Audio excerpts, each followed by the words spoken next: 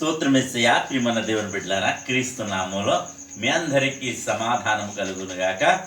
ఆమేన్.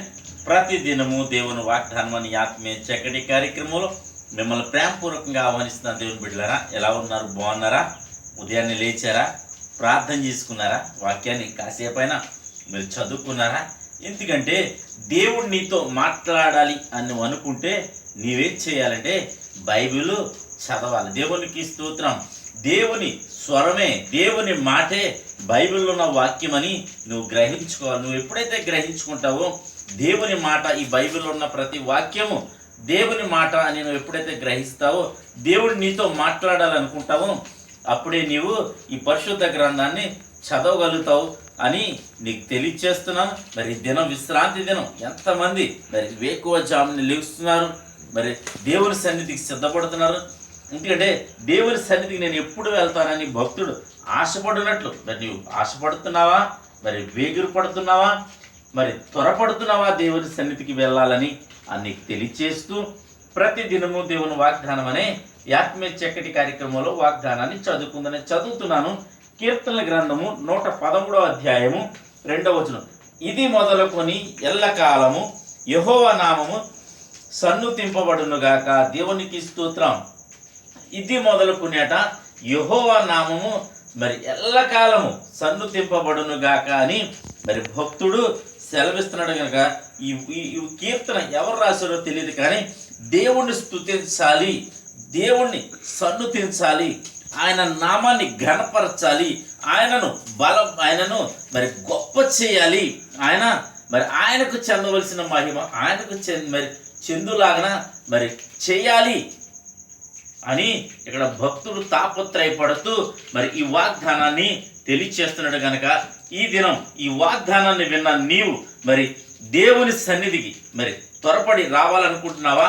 ఆయన స్తుతించాలనుకుంటున్నావా? ఆయన నామాన్ని గొప్ప చేయాలని ఆశపడుతున్నావా? ఒకవేళ ఆశపడితే ఆశగల ప్రాణాన్ని ఆయన తృప్తిపరచబోతున్నాడు. నీ ఒకవేళ ఆయన ఘనపరచాలి, ఆయన స్తుతించాలి, ఆయన మహింపరచాలి నువ్వు ఎప్పుడైతే మరి అనుకుంటావో, మరి ఇక్కడ ఏంటంటే నన్ను ఘనపరచువానిని నేను ఘనపరుస్తానని దేవుడు వాగ్దానం చేస్తున్నాడు. కనుక మరి ఈ దినము దేవుని సన్నిధికి రండి, దేవుణ్ణి స్తుతించండి, ఆరాధించండి, ఆయన ఘనపరచండి.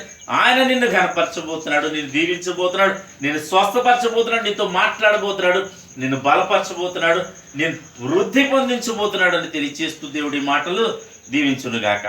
ఆమెను ప్రార్థన చేసుకుందాం. స్తోత్రము తండ్రి, వందనాలు యేసయ్యా. ప్రతి దినము దేవుని వాగ్దానం ఆత్మీయ చక్కటి కార్యక్రమంలో మీరు ఇస్తున్న వాగ్దానము మీకు వందనాలు ప్రభా.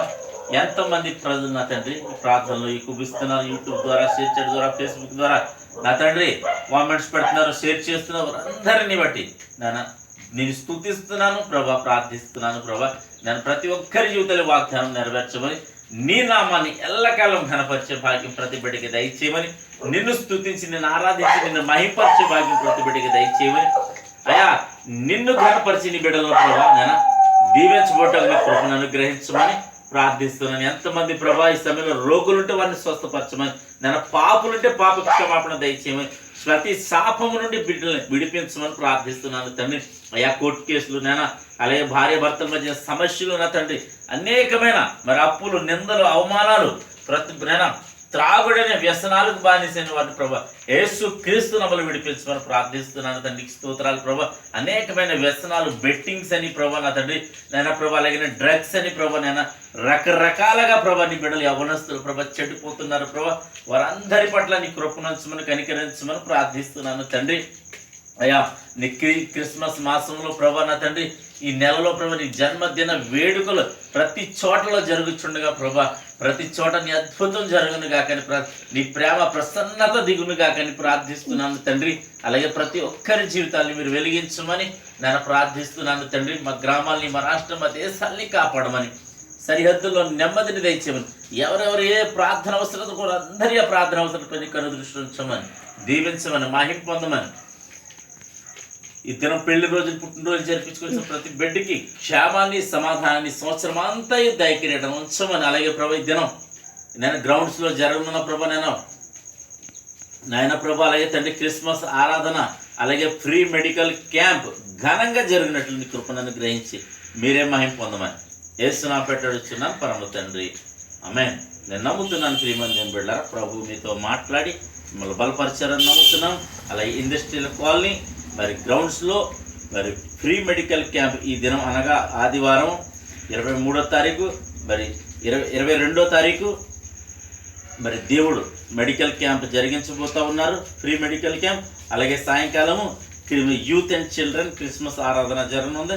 మరి ఈ విషయాన్ని అందరికీ షేర్ చేయండి. ప్రతి ఒక్కరూ వచ్చి సద్వినియోగం చేసుకోవాలని తెలియజేస్తూ దేవుడు నిన్ను కుటుంబాన్ని దీవించును గాక. ఆమేన్.